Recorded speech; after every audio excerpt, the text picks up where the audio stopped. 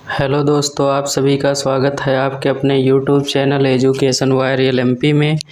आज हम लोग हिंदी के महत्वपूर्ण प्रश्नों को हल करेंगे। तो स्टार्ट करते हैं। प्रश्न नंबर 1, सदाचार में उपसर्ग है। ऑप्शन ए सत, बी आ, सी अव और डी आचार। तो सदाचार में कौन सा उपसर्ग है? तो इसका आपका सही उत्तर होता है सत उपसर्ग। अगला प्रश्न, रिक्शा शब्द किस भाषा का है? अंग्रेजी, उर्दू, तुर्की, जापानी। तो रिक्शा आपका जापानी भाषा का शब्द है। ऑप्शन डी सही उत्तर होता है।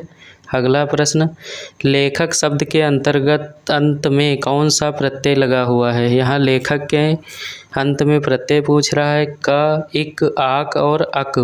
तो इसका आपका सही उत्तर होता है ऑप्शन डी अक प्रत्यय। अगला प्रश्न, सलमा घर जाती है वाक्य है, सरल वाक्य है, निषेधात्मक वाक्य है, आज्ञार्थक वाक्य है, इच्छार्थक वाक्य है। तो सलमा घर जाती है ये आपका सरल वाक्य आता है। ऑप्शन ए सही उत्तर होगा। अगला प्रश्न, साधु का स्त्रीलिंग शब्द है, साधुनी, साध्वी, साधुआइन, साधुआइन। तो यहाँ आपका सही उत्तर होता है ऑप्शन बी साध्वी।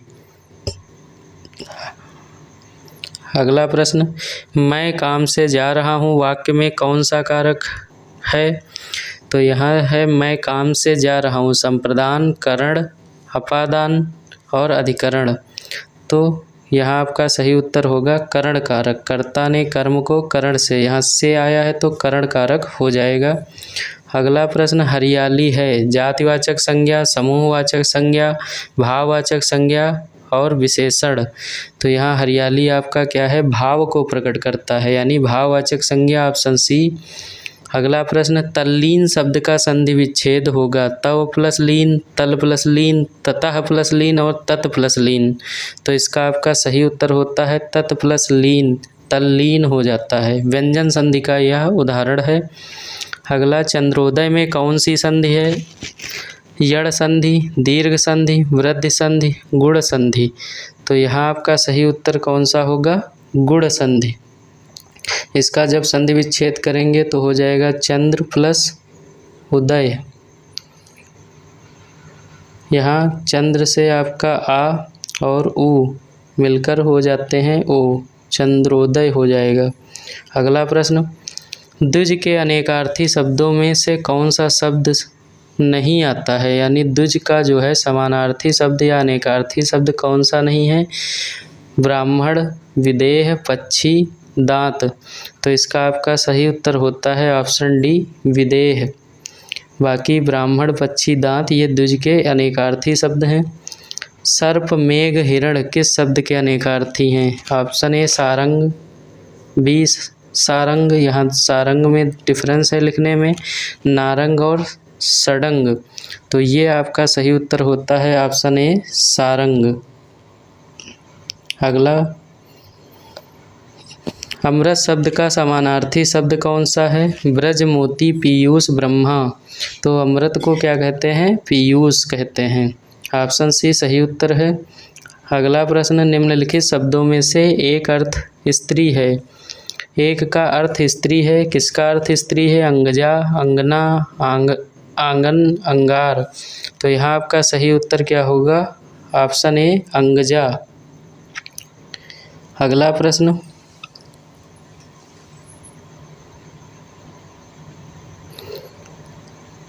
स्थावर का विलोम शब्द है सचल, चंचल, चेतन, जंगम।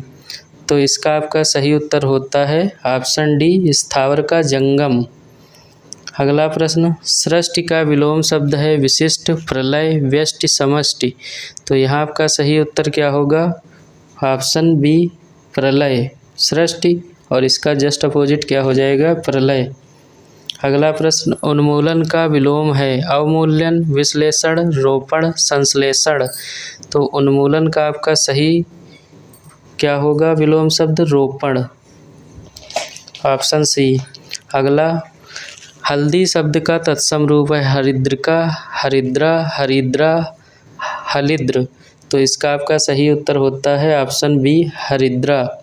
अगला प्रश्न, अंगीठी का तत्सम है अग्निका, अनिष्ठिका, अग्निष्ठिका और डी अग्निष्ठी। तो इसका आपका सही क्या होगा? अंगीठी का अग्निष्ठिका, ऑप्शन सी।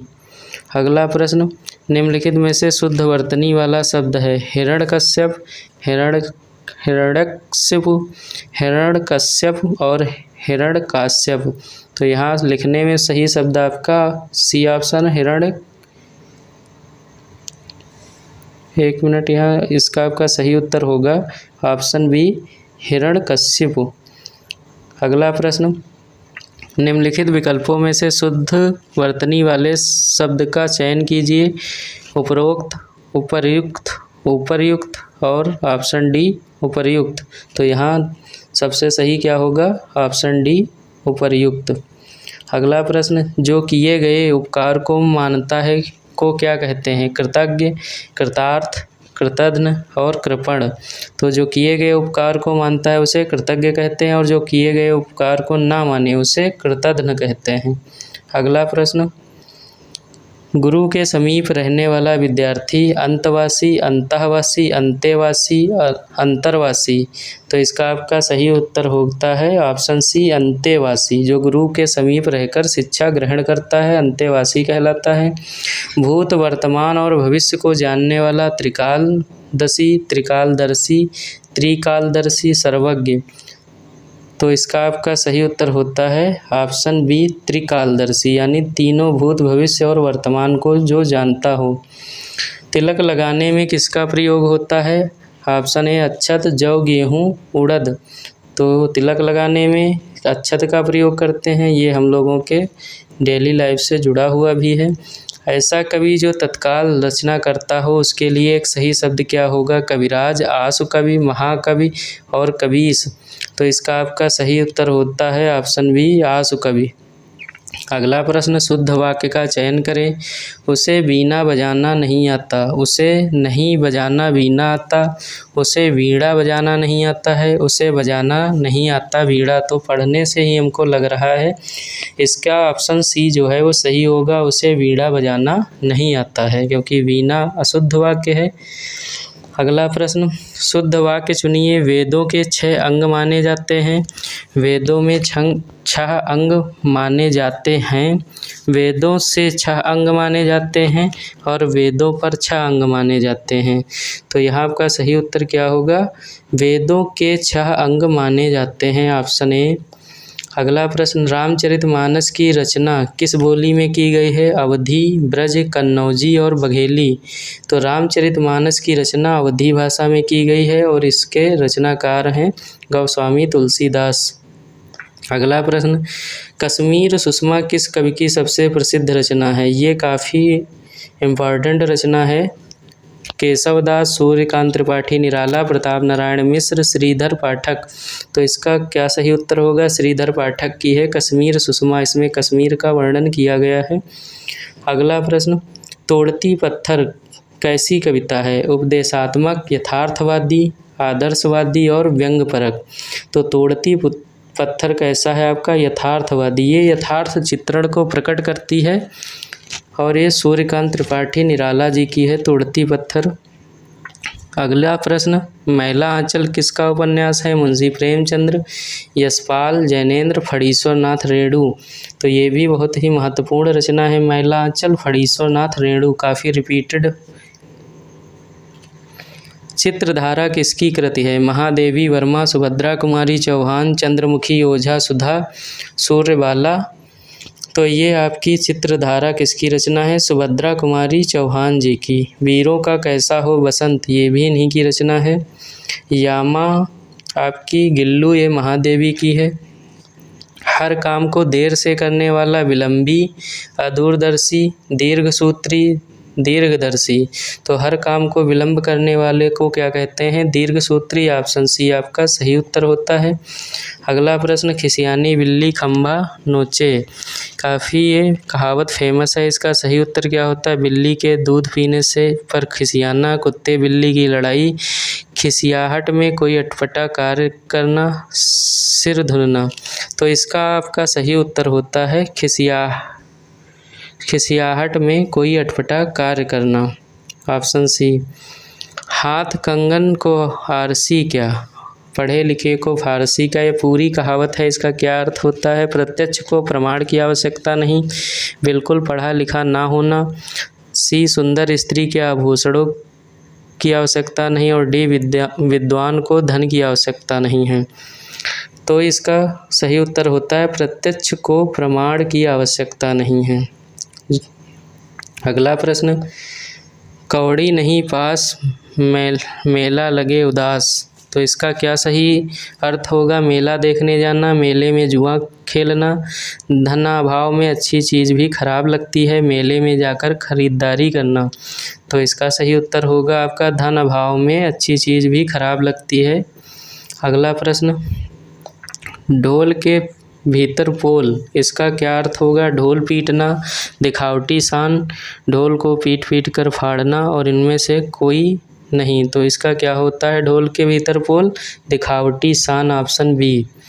अगला प्रश्न, आधा तीतर आधा बटेर, इसका क्या अर्थ होगा? कुरूप होना, रंग बिरंगा होना, छोटा बड़ा होना, बेमेल होना।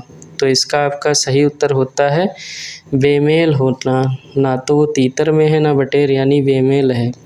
अगला प्रश्न, अड़ियल टट्टू, इसका अर्थ क्या होगा? हठी, बेवकूफ़, तेज़ दौड़ने वाला गुस्सैल जानवर।